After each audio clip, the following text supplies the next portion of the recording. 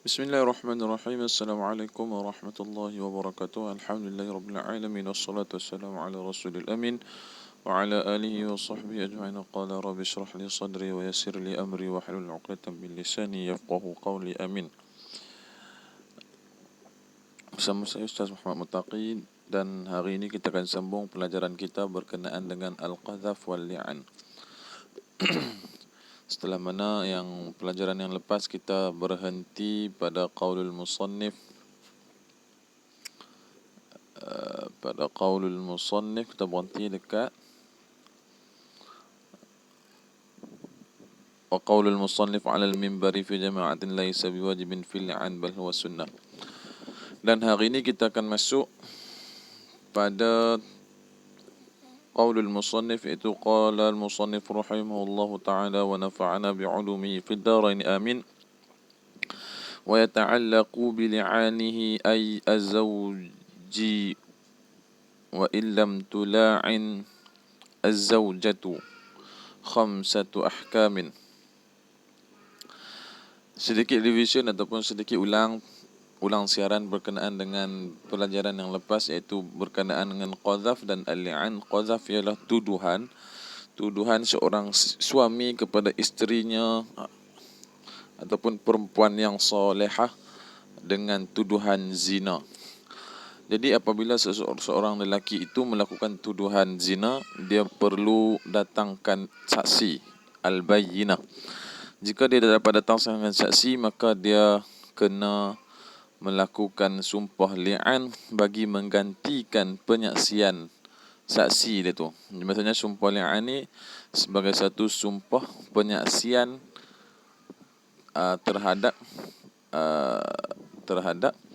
penzinaan perempuan tersebut. Jadi dia kena buat 4 kali sebagai ganti 4 orang saksi, dan yang kelima dia kena sebut wa alayya la'natullahi in kuntu minal kadhibin, dan ke atas aku laknat Allah Ta'ala jikalau aku tipu terhadap apa yang aku tuduh kepada perempuan tersebut. Jadi apabila dia melakukan tersebut, wa yata'allaqu bi li'anihi ay az-zawji wa illam tula'in az-zawjatu. Apabila dia melakukan sumpah li'an, maka kesinambungan daripada li'annya tu wa ta'allaqu bi li'anihi, dan terkait dengan li'annya, li'an si suami tersebut. Wa illam tula'in az-zawjah, sekiranya walaupun wa illam tula'in az-zawjatu, walaupun si perempuan tersebut tidak melakukan sumpah li'an. Dia keadaannya apabila si suami tersebut melakukan si suami tersebut menuduh perempuan tersebut ataupun isterinya itu dengan zina, maka dia kena datangkan 4 saksi. Kalau dia datang 4 saksi, dia kena buat penyaksian sumpah li'an sebanyak 4 kali, dan kali yang kelima dengan laknat Allah Ta'ala. Jadi si perempuan tersebut dia boleh mempertahankan dirinya. Maksudnya dia ni tak melakukan, perempuan ni memang betul-betul dia tak melakukan zina. Jadi dia boleh pertahankan dirinya dengan cara dia melakukan juga li'an. Nanti kita tengok. Dan tertakluk wa yata'allaqu bi li'anihi, dan tertakluk dengan sumpah li'an si suami tersebut, walaupun si perempuan tersebut tidak melakukan sumpah li'an. Macam saya kata tadi, si perempuan tersebut boleh melakukan sumpah li'an untuk mempertahankan dirinya. Khamsatu ahkamin, 5 hukum. Ahaduha suqutul haddi. Yang pertama, iaitu hukum yang pertama, tergugurnya hukum hudud, iaitu hudud qazaf hudud qazaf yang kita bincangkan minggu lepas. Hudud qazaf 80 kali sebatan. Jadi apabila si suami tersebut melakukan li'an, maka tergugurlah hudud padanya. Sebab kalau dia tak datangkan saksi dan dia juga tidak mendatangkan sumpah li'an, penyaksian li'an 4 kali, maka ke atas lelaki tersebut hudud 80 kali sebat. Tetapi dia dapat datangkan sumpah li'an, maksudnya salah satu daripada penyaksian ataupun sumpah li'an, maka hudud ke atasnya itu terangkat. Itu yang pertama. In kanat muhsanatan wa suqud, jikalau perempuan tersebut adalah perempuan yang berkahwin. Wa suqutu ta'zir, dan tergugurnya hukuman ta'zir. Dia ada dua hukuman, iaitu satu hudud dan satu ta'zir. Hudud maksudnya yang telah ditetapkan hukumannya dalam Al-Quran ataupun Sunnah. Maka manakala ta'zir yang tak ada dalam Al-Quran dan As-Sunnah. Wa suqutu ta'ziru anhu in kanat ghayra muhsanatin, dan tergugurnya ta'zir daripada lelaki itu in kanat, jika perempuan tersebut ghayra muhsanatan, belum berkahwin. Itu hukum yang pertama. Hukum yang kedua, wasani wujubul haddi 'alaiha.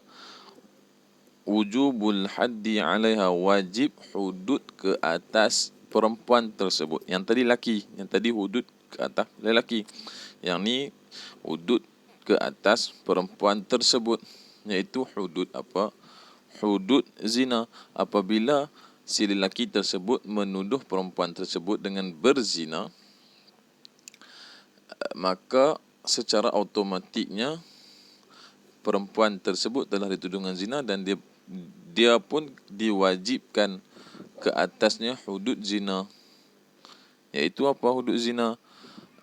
Kalau tak kahwin lagi, dia tak ingat, kena sebat. Dia sebat berapa kali, saya tak ingat, 40 kali kot.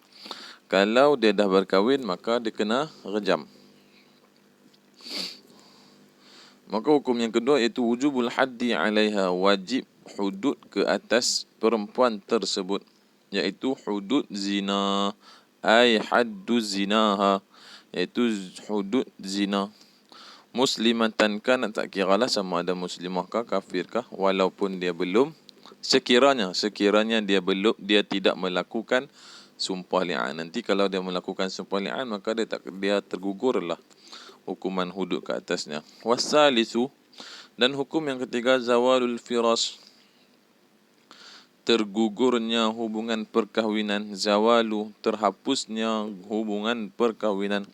Wa 'abbara anhu ghairul musannif, dan mengibaratkan hukum yang ketiga ini selain daripada musannif dalam kitab-kitab yang lain dengan bil furqatil mu'abbadah, dengan perpisahan yang selamanya. Wa yahasulatun zahiran wa batinan wa in kadzaba al mula'in nafsahu, dan ia terhasil secara zahir dan batin walaupun si lelaki tersebut bohong. Maksudnya dia melakukan qazaf yang bohong, lalu dia melakukan li'an. Apabila dia melakukan qazaf dan li'an, tak kiralah dia betul ke dia bohong, maka hukum ni akan ada, iaitu hukum apa? Tergugurnya pernikahan mereka. Maka mereka akan berpisah selamanya. Warabi'un, dan hukum yang keempat, nafyul walad, ternafinya anak tersebut. Anak perempuan, anak yang perempuan tu lahirkanlah ataupun yang mengandungkan. Apabila dia melakukan qazaf dan dia melakukan penafian anak, maka hukum yang keempat, anaknya pun ternafi daripada benih lelaki tersebut. Anil mula'in, daripada lelaki itu sahaja. Ammal mula'anah, manakala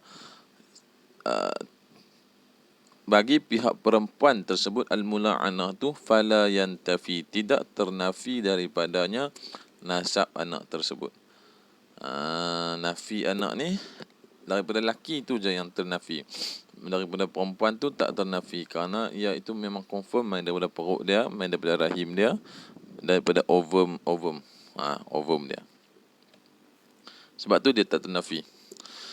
Dan hukum yang kelima, wal khamisu at-tahrimu 'alal abad, mereka akan menjadi haram selamanya untuk berkahwin, ataupun mereka haram selamanya untuk melakukan persetubuhan. Tengok, fala yahillu lil mula'ini, tidak boleh bagi al-mula'in, lelaki yang melakukan li'an itu, untuk menikahi perempuan itu semula, ataupun tidak boleh juga wala watuha, untuk dia menyetubuhi si perempuan tersebut.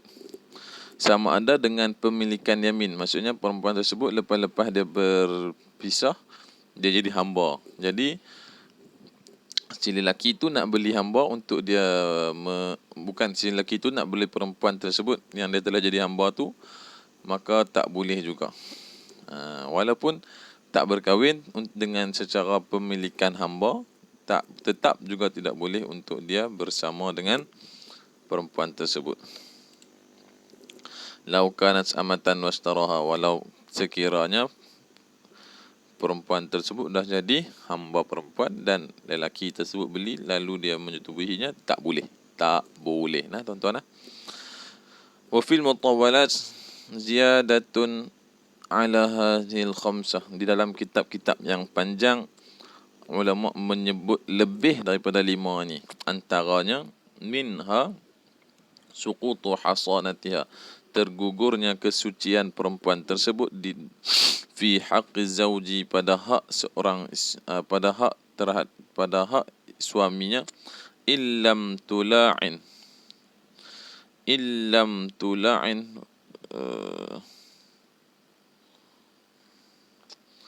sekiranya si perempuan tersebut tidak melakukan sumpah li'an, hatta law qazafaha, sehingga kan jika lelaki tersebut sekiranya ia dituduh dengan zina, ba'da dhalika la yuhad, tidak dikenakan hudud.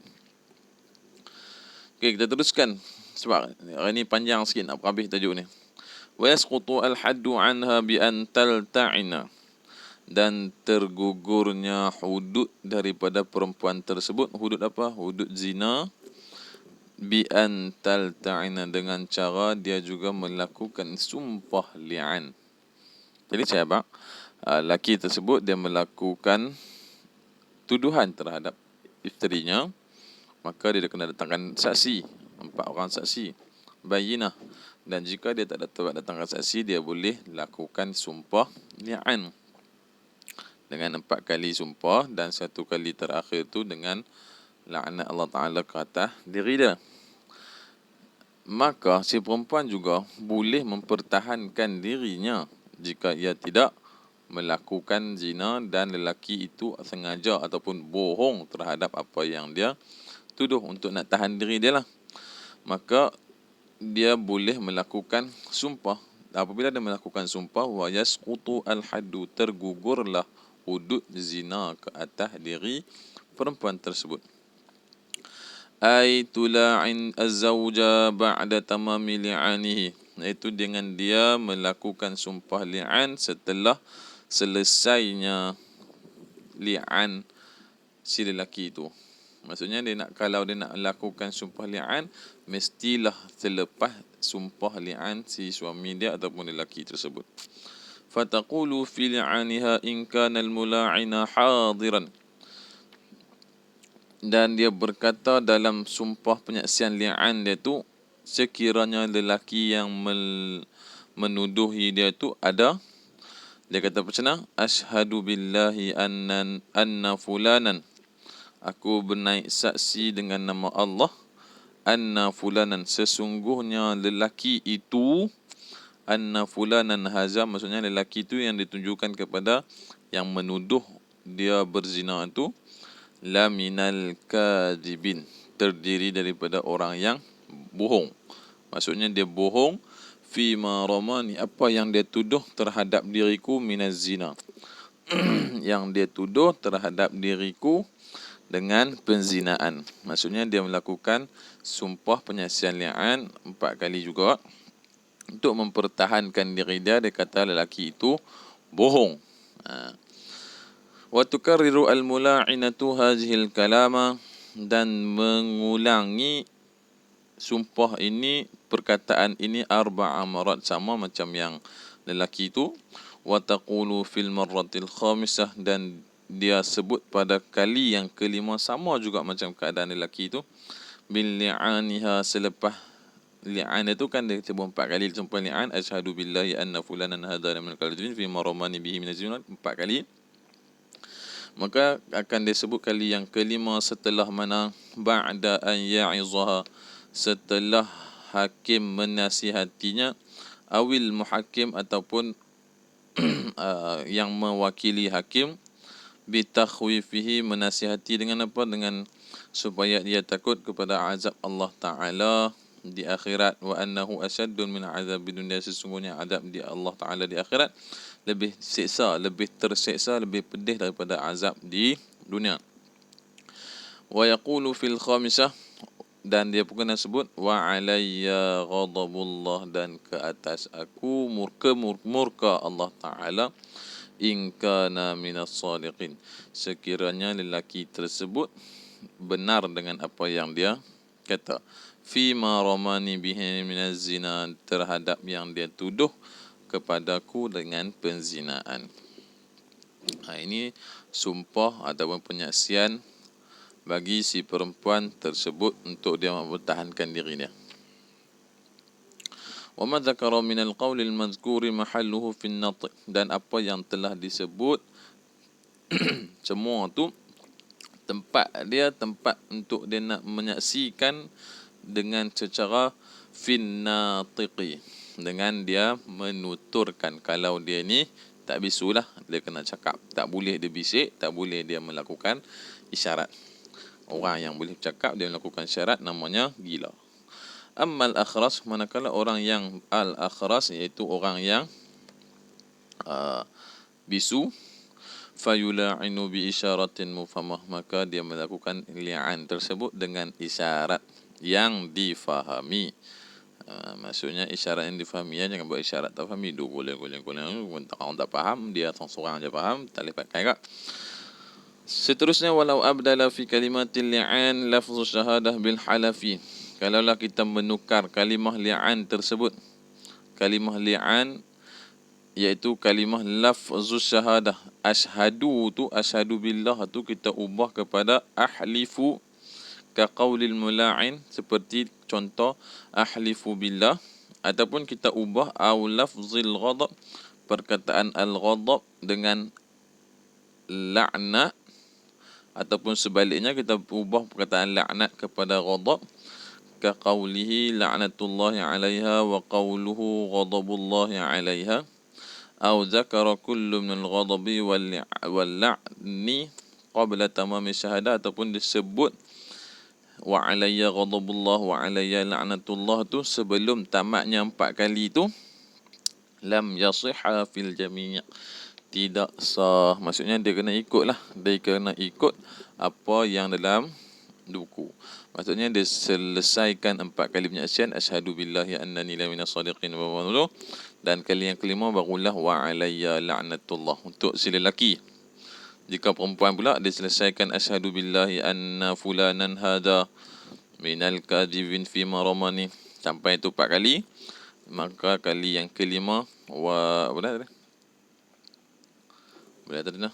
wa alayya ghadabullah, ghadab tu dia tak boleh tukar laknat, manakala si lelaki tu laknat dia tak boleh tukar kepada ghadab. Kalau dia tukar juga tak sah penyaksian dia tu, dia kena balik. Ini sebagai kesimpulan lah. Yang pertama, suqutul hadis, gugurnya hudud daripada lelaki itu, iaitu hudud qazaf. Dan yang kedua, wajibnya hudud ke atas perempuan tersebut kalau perempuan tersebut tidak melakukan li'an. Dan yang ketiga, tergugurnya pernikahan, iaitu dengan perpisahan yang selamanya, tak boleh berkahwin, tak boleh memiliki perempuan tersebut dengan cara pemilikan hamba, tak boleh. Dan yang keempat, hukum yang keempat, ternafinya anak daripada mula'in, daripada lelaki tersebut sahaja, daripada perempuan tersebut tidak ternafi. Dan yang kelima, mereka tidak boleh untuk berkahwin, mereka haram selamanya. Walaupun sampai ke akhirat, hari kiamat tu, kalau kita kata masuk syurga ni, bidadari kita tu isteri kita lah, daripada orang lain lah, tak terkira. Itulah cerita dah. Mudah-mudahan dengan sedikit penerangan ini dapat membantu kita memahami berkenaan dengan qadhaf dan li'an. Wallahu a'lam bisawab. Assalamualaikum warahmatullahi wabarakatuh.